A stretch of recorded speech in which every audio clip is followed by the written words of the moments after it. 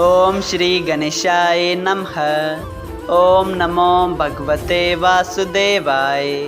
हरे कृष्णा कृष्ण कृष्णा हरे हरे, हरे राम राम राम हरे हरे। तव्हां सभिनी हरि भक्तन के नमस्ते। प्यारा भक्तों, ही कथा पाण गुरु कृपा से हासिल करे रहा आयूं। श्री गणपति सरस्वती जो दरे ध्यान करिया थो मां भागवत महापुराण जो बयान, जैमें व्यासदेव ऐं श्री सुखदेव जी कयो आहे श्री कृष्ण लीला जो गुणगान। सबई चओ जय भागवतम महापुराण।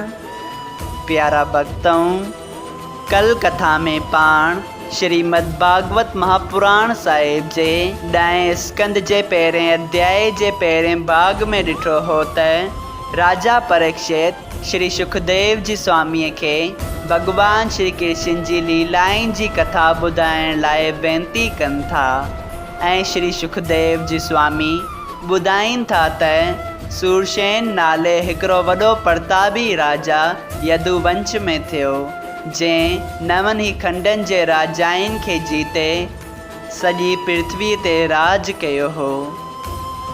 सूरसेन जे पुटु वासुदेव देवकीअ सां जॾहिं विहांउ कयो तॾहिं इहा आकाशवाणी थी त देवकीअ जो 8हों पुटु कंस खे मारींदड़ थींदो। जेका आकाशवाणी ॿुधी कंस देवकी ऐं वासुदेव खे क़ैद करे छॾियो, ऐं आकाशवाणीअ जे मुताबिक़ देवकीअ जे 8हें गर्भ मां भगवान श्री कृष्ण अवतार वठी कंस जो संहार कयो हो। सबई चओ जय श्री कृष्णा। ऐं प्यारा भक्तों, कल पाण इहो बि ॾिठो, श्री सुखदेव जी स्वामी खां राजा परीक्षित ही सवाल कयो त कंस कहिड़ी रीत पैदा थियो आहे। अचो त उन सवाल जो जवाब अॼु पाण श्रीमद् भागवत महापुराण साहिब जे 10 स्कंद जे पहिरें अध्याय जे ॿिए भाग में ॾिसूं। श्री सुखदेव जी स्वामी ॿुधाइनि था त हे राजा परीक्षित, उन्हनि ॾींहंनि में राजा आहक यादव मथुरापुरीअ में राज कंदो हो। हिन खे देवक ऐं उग्रसेन नाले 2 पुट हुआ। जॾहिं पाण मरी वियो तॾहिं उग्रसेन संदसि वॾो पुटु महाप्रतापी राजा थियो, ऐं पवन रेखा नाले उन जी राणी तमामु सुंदर ऐं पतिव्रता 8 ही पेर राजा जी शेवा ऐं आज्ञा में रहंदी हुई। हिकिड़े ॾींहुं राणी पवन रेखा महीने जे स्नान खां शुद्ध थी पंहिंजे पतीअ जी आज्ञा वठी साहेड़ियुनि समेत जंगल जो सैर करणु वई। उते तमामु चङा फल फूल ऐं मेवा लॻल हुआ, ऐं घणनि ही क़िस्मनि जे पखियुनि सावण जूं ॿोलियूं ॿोले वायुमंडल में सुरीलो संगीत पैदा थिए कयो। हिकिड़े पासे थधी ऐं ख़ुशबूदार ऐं नरम हवा लॻी थिए त ॿिए पासे जमुना जे हेठां लहरियूं पए उछलियूं। इहा सूंह ॾिसी पवन रेखा रथ तां हेठि लही जंगल में घुमण लॻी। जॾहिं हू घुमंदी फिरंदी साहेड़ियुनि खां जुदा थी हिकिड़ी खौफ़नाक जंगल में अकेली वञी पहुती, तॾहिं हरी इच्छा सां ओचितो उते धर्ममुल्क नाले राक्षस बि घुमंदो अची पहुतो, ऐं पवन रेखा जो रूप ॾिसंदे ई उन ते मोहित थी पियो।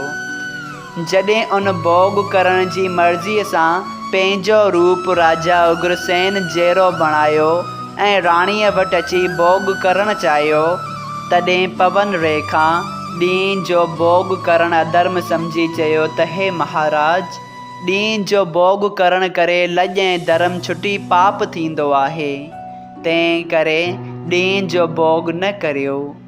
अहिड़ियूं घणियूं ॻाल्हियूं करे पवन रेखा पाण खे बचाइणु चाहियो, पर धर्ममुल्क राक्षस कामदेव जे वस थी राणीअ जो हथ ज़ोर सां पकिड़े ज़मीन ते किराए उन सां भोग कयो, ऐं पवन रेखा उन खे पंहिंजो पति सम्झी माठ करे वेही रही। पोइ जॾहिं धर्ममुल्क भोग करे पंहिंजो असली रूप पधिरो कयो ऐं राणी जे साम्हूं अची बीठो।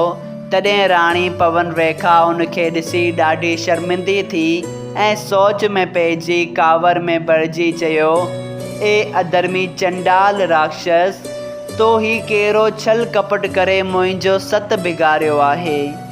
तुंहिंजी माता पिता ऐं गुरूअ खे धिक्कार आहे जिन तोखे अहिड़ो अकल सेखारियो। तुंहिंजी माता अहिड़े कुपात्र पैदा करण खां सुंड हुजे हा त चङो हो। जेके माण्हू आदमीअ जो जनम पाए कंहिंजो सत धर्म बिगाड़ीनि था तिन खे घणनि जन्मनि ताईं नरक भोगणो पवंदो आहे। प्यारा भक्तों, धर्मुल्क इहा ॻाल्हि ॿुधी चयो, ए पवन रेखा, तूं कांवर करे मूंखे श्राप न ॾे। मुंहिंजे भोग करण सां तोखे गर्भ थी परतापी पुटु पैदा थींदो ऐं उहो पंहिंजी भुजाइनि जे बल सां नवनि ई खंडनि जे राजाइनि खे जीते अकेलो चक्रवर्ती राज कंदो ऐं पार ब्रह्म परमेश्वर श्री कृष्ण नाले पृथ्वीअ ते अवतार वठी उन सां विरंदो। ऐं हे पवन रेखा, मुंहिंजो नालो गुज़िरियल जनम में काल नेमी हो। लंका जी लड़ाईअ में हनुमान जे हथां मुओ हुअसि। हाणे धर्मुल्क नाले राक्षस जो जनम वठी तोखे पुटु ॾेई थो वञा। तूं कंहिं ॻाल्हि जी बि चिंता न कर। सभई चयो जय श्री हरि। ईअं चई धर्मुल्क पंहिंजे घर हलियो वियो ऐं ही ॻाल्हि ॿुधी राणी पवन रेखा सम्झियो त परमेश्वर जी मर्ज़ी अहिड़ी तरह हुई, हुअण वारी ॻाल्हि बिना हुअण जे नथी रहे। इहो वीचार करे उन पंहिंजे मन खे धीरज ॾिनो। सभई चयो जय श्री कृष्णा। श्रीमद् भागवत महापुराण साहिब जे ॾाएं स्कंद जे पहिरें अध्याय जो ॿियो भाग संपूर्ण थियो। अगरि तव्हां सभिनी हरि भक्तनि खे हिन कथा मां लाभ हासिल थियो हुजे त कृपया हिन कथा खे ॿियनि हरि भक्तनि सां शेयर कजो त उन्हनि जो बि भलो थिए ऐं तव्हांजो बि भलो थिए। सभई चयो जय सिया राम। राधे राधे।